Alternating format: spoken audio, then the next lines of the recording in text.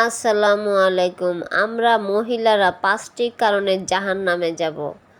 যতই আমরা দান, খয়রাত, ফেতরা, হজ, ৫ ওয়াক্ত নামাজ পড়তে পড়তে কপালের সিল উঠে ফেলছি, রোজা রাখি, তাহাজ্জুদের নামাজ পড়ি, এগুলো সব করার পর আমরা কি যাব? জাহান্নামে যাব ৫টি কারণে।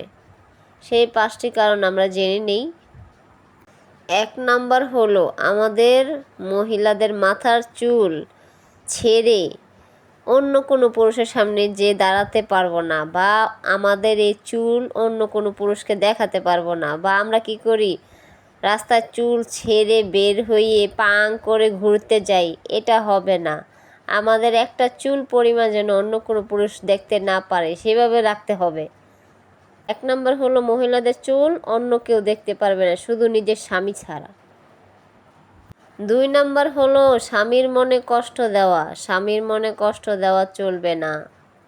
আমরা মহিলারা কি করি? স্বামীকে সম্মান করি না, মর্যাদা দেই না, স্বামীর কথা শুনি না, স্বামীর কথা ছাড়া বাহিরে যাই এবং স্বামীর নামে অন্য আরেকজনের কাছে বদনাম করি, স্বামীকে অসম্মান করি, স্বামীর কোনো কথাই আমরা শুনি না। স্বামীর মনে কষ্ট হয়, তাই কি স্বামীর মনে কষ্ট দেওয়া চলবে না। ৩ নাম্বার হলো স্বামীর সাথে মিথ্যা কথা বলা চলবে না। আমরা অনেক মহিলারা অন্য পুরুষের সাথে ডেটিং মারি, কথা বলি, ঘুরতে যাই, অথচ স্বামীকে আয়সা বলে কি মিথ্যে কথা, না আমি কোথাও ঘুরতে যাই নাই। মিথ্যে কথা বলা যাবে না। ৪ নাম্বার, স্বামী যে টাকা ইনকাম করে সেই টাকার উপরে সন্তুষ্ট থাকতে হবে।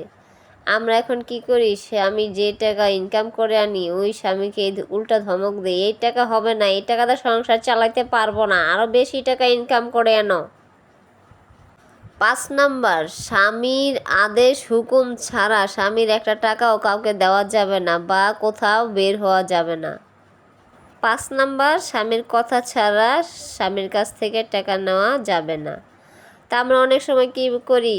স্বামীকে না বলে স্বামীর পকেট থেকে টাকা নিয়ে ওইটা কিনি, সেটা কিনি, সেটা করি। স্বামীকে না বলেই স্বামীর টাকা খরচ করলাম বা অন্য আরেকজনকে দিলাম, এটা করা চলবে না।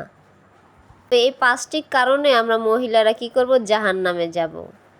আমরা যেন এই ৫টি কাজ থেকে বিরত থাকি এবং বিরত থাকার চেষ্টা করি, সেটাই করতে হবে মহিলাদের।